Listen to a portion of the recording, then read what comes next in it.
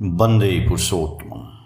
श्री श्री ठाकुर जी ने यति आश्रम में भक्तों के बीच बातचीत के क्रम में कहा कि विज्ञान का जो अर्थ है तत्व का भी वही अर्थ है।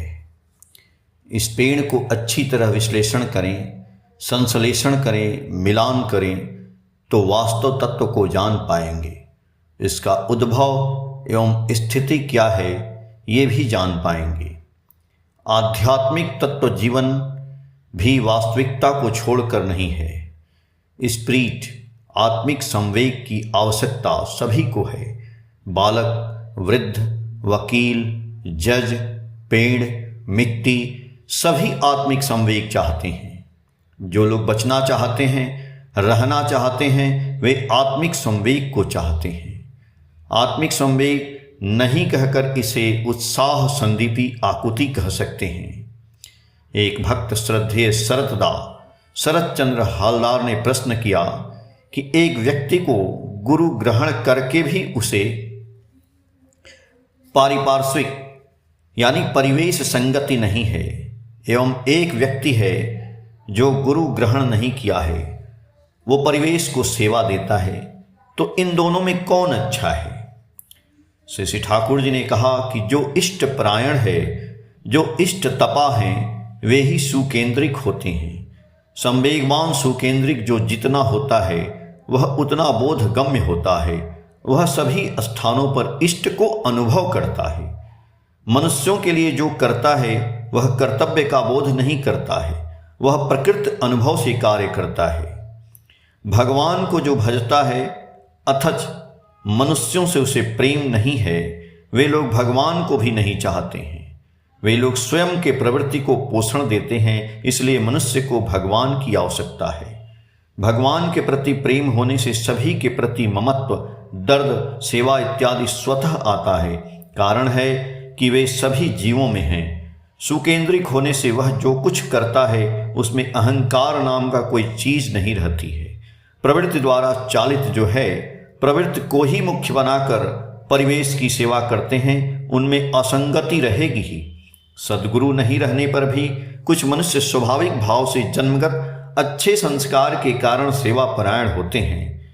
ये लोग प्रायः ही माता पिता के प्रति निश्चय ही श्रद्धावान होते हैं। इनमें सद्गुरु ग्रहण करने की संभावना अधिक रहती है। यदि यह नहीं होता तो देशबंधु चित्तरंजन दास जैसे व्यक्तित्व वाले व्यक्ति स्वयं आग्रह करके दीक्षा लिए थे। दीक्षा के पूर्व भी वे देश की सेवा करते थे। इसके पीछे उनके अंदर सही में आंतरिकता थी, हृदयवत्ता थी। एक भक्त ने प्रश्न किया कि सब्लिमेशन भूमायित का अर्थ क्या है?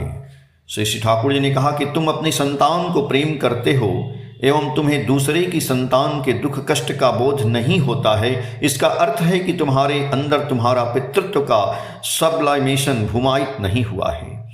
एक लड़का को मानो नाक से गंदा पदार्थ निकल रहा है, तुम उसे गोद में लेकर अपने संतान की तरह उसे साफ कर दिया एवं उसके माता पिता के पास पहुंचा दिया।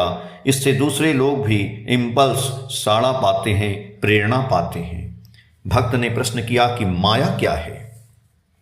श्री श्री ठाकुर जी ने कहा कि माया का अर्थ है परिमित का भाव। दुनिया में जो कुछ है वह परिमित प्राप्त कर ही उत्पन्न हुआ है। इस हिसाब से विश्व ब्रह्मांड माया है। माया दो प्रकार का है, एक है संकोचनी, दूसरा है विस्तरणी। माया माँ धातु से है जो हमें परिमापित करती है, जीवन को संकीर्ण घेरे में ला देती है, जिसके द्वारा विश्व परिमित या परिमापित होता है। हमारी वृत्तियां हमारी सत्ता को विभिन्न भावों से परिमित करती हैं एवं रंजित करती हैं। यही माया है जो मनुष्य को बांध कर रखती है, बंधन को काट कर विस्तार के पथ पर आगे बढ़ने नहीं देती है। प्रवृत्ति के हाथ से मुक्त होना ही मोक्ष है। श्री श्री ठाकुर जी ने कहा कि माया एवं आसक्ति एक चीज नहीं है। माया का अर्थ है जो परिमापित करती है। परिमापित ममत्व ही आसक्ति है। ममत्व रहते हुए भी एक व्यक्ति माया को पार कर सकता है। मेरा ममत्व बोध भूमायित होकर सभी में विस्तार लाभ कर सकता है। आलोचना प्रसंग 21वां खंड पृष्ठ संख्या 325 दिनांक 6/2/1953 से। जय गुरु।